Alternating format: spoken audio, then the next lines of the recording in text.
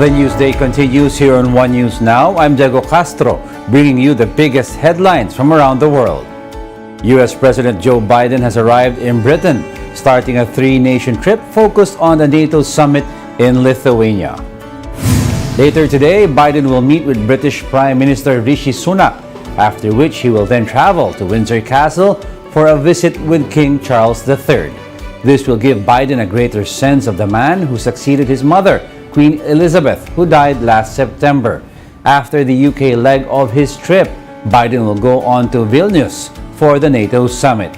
He is also scheduled to visit Helsinki to attend the summit of US and Nordic leaders.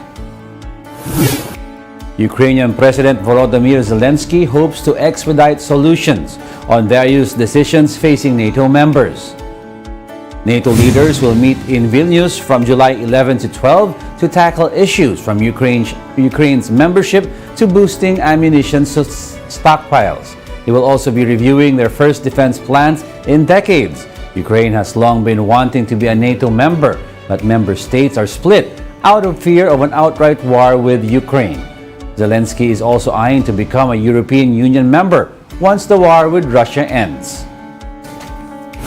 We are also working on helping our partners to make some conclusions for this upcoming NATO summit meeting. And we would like to have all the decisions to be made during the summit. I'll be doing whatever I can in order to, so to speak, expedite that solution, to have an agreement with our partners. I assume that Ukraine will be a valued NATO country's partner, with actually strongest armed forces in Europe. We'll make necessary changes to our legal framework in order to finally become EU member state. Russia and Turkey hold talks after the latter sent detained Ukrainian commanders home. Ukrainian President Volodymyr Zelensky brought them home despite a deal under which the men were meant to remain in Turkey. Russia denounced the move, saying that Turkey had violated the prisoner exchange terms and had failed to inform Moscow. A day after Moscow's statement, its foreign minister spoke with his Turkish counterpart over the phone. They discussed the situation in Ukraine and the Black Sea grain export agreement that lifted a Russian de facto blockade of Ukrainian ports. Moscow has threatened to quit the grain export deal when it comes up for renewal on July 17, saying its demands have not been met. We'll be back with more stories after the break. Keep it here on One News.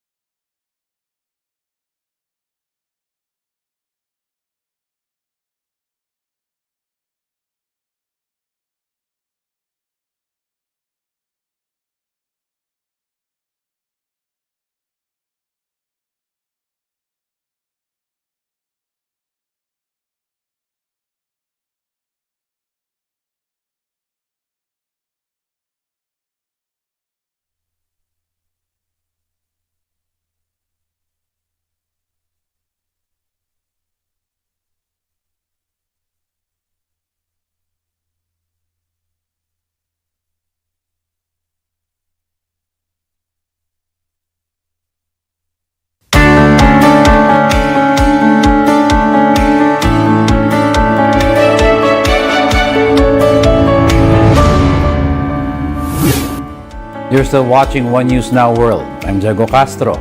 BBC suspends one of its presenters over allegations of paying a teenager for sexually explicit photos.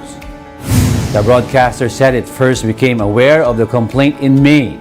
However, new allegations of a different nature were made to it, and it had informed external authorities. The Sun newspaper first reported the allegations. It cited the young person's mother, who said that the teenager was paid £35,000 for the images. The mother said the teenager had used the money to fund a crack cocaine habit. BBC said it is working as quickly as possible to establish facts to determine appropriate next steps. Over in Mexico, the body of a missing journalist was found in the state of Nayarit with signs of violence. Journalist Luis Martin Sanchez Iniguez worked for newspaper La Jornada and had been missing since Wednesday. The state public prosecutor's office confirmed his body was found in the outskirts of Tepic on Saturday. It is not yet clear how he died, but authorities estimate the time of death 24 to 48 hours before his body was found.